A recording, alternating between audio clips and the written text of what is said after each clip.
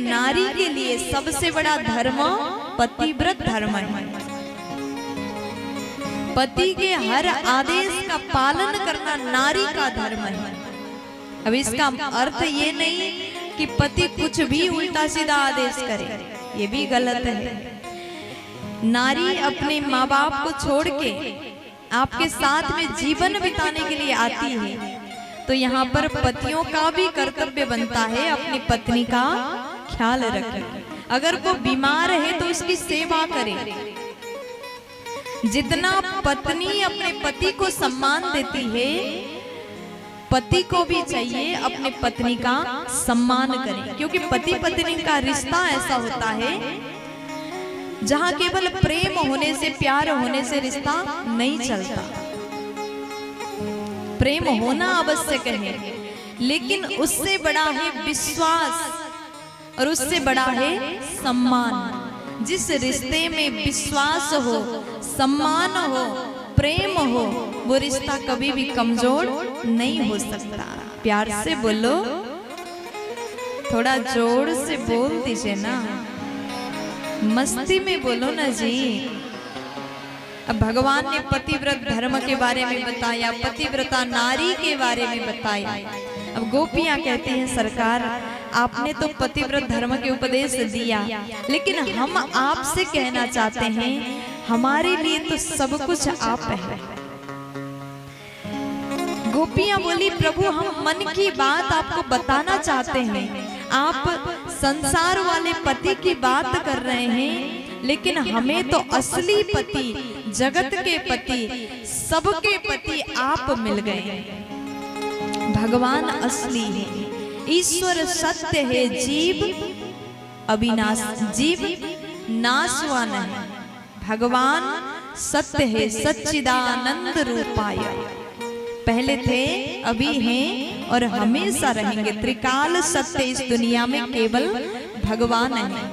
और मानव का शरीर कभी भी नाश हो सकता है। मनुष्य के शरीर का कोई भी गारंटी नहीं है। आप घर में सामान खरीदो, टीवी खरीदो, मोबाइल खरीदो, उसका गारंटी मिल जाएगा, लेकिन इस शरीर का कोई गारंटी नहीं मिलता। इस शरीर का गारंटी कार्ड, वारंटी कार्ड कभी भी नहीं मिलता, कभी भी नाश हो सकता है। आप चाहे कितना भी शरीर को सजा करके रख लो, कितना सुंदर बनाओ, कितना महंगा महंगा वस्त्र धारण करो, महंगे परफ्यूम यूज करो, लेकिन शरीर कभी भी खत्म हो सकता है। केवल 100 वर्ष का आयु हमें प्राप्त हुआ है। भगवान ने कहा कि 100 साल हम दे रहे हैं, धरती में जाकर के मेरा मनन करो, चिंतन करो, ध्यान करो, भजन करो, लेकिन हम संसार में आकर के उस वाणी को भूल गए, भगवान को ही भूल गए। यहाँ आकर के संसार के मनोरंजन देख रहे हैं, कभी इसकी बुराई कर रहे हैं, कभी उसकी बुराई कर रहे हैं। अरे पड़ोस वाली की बहू देखो कैसी है वो, बस इसी में हमने दिन बिता दिए।